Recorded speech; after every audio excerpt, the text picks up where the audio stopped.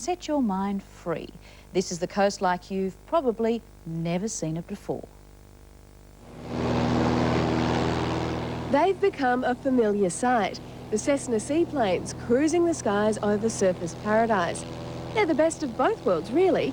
You get to cover more ground than you'd ever hoped to by boat.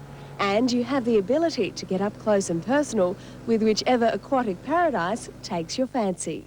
There are so many options to choose from. You can charter your own plane, you can catch a flight to one of the resort islands like South Straddie, or you can simply soak up the scenic views of the coast. Today, I'm going to tag along and get myself a bird's eye view. We ready?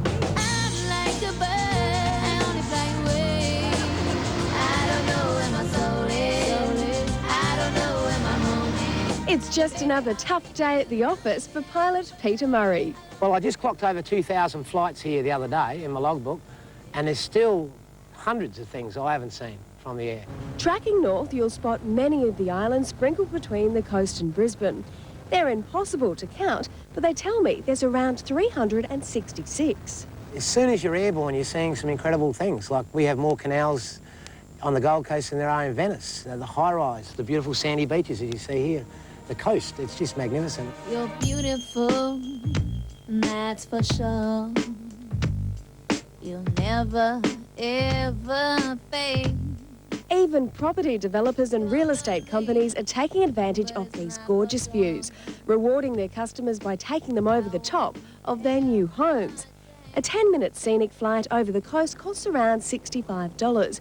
And for the same price, you can catch a return flight to South Straddie. South Straddie is normally a spot reserved for surfers or those who've got the budget for a boat. But this is a novel way of getting to a relatively untouched part of the coast.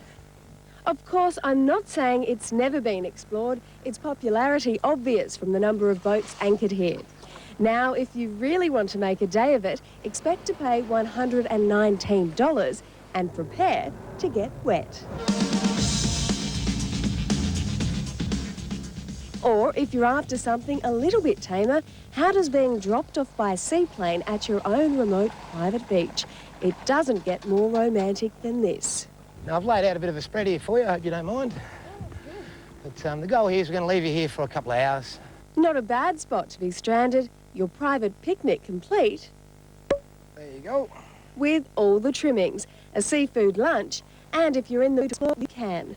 The picnic trips cost $195, worth every penny.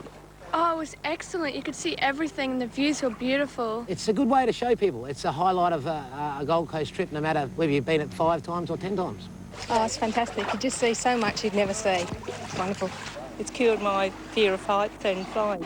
If your idea of a perfect ending to a fantastic day is flying off into the sunset, well, they do that too.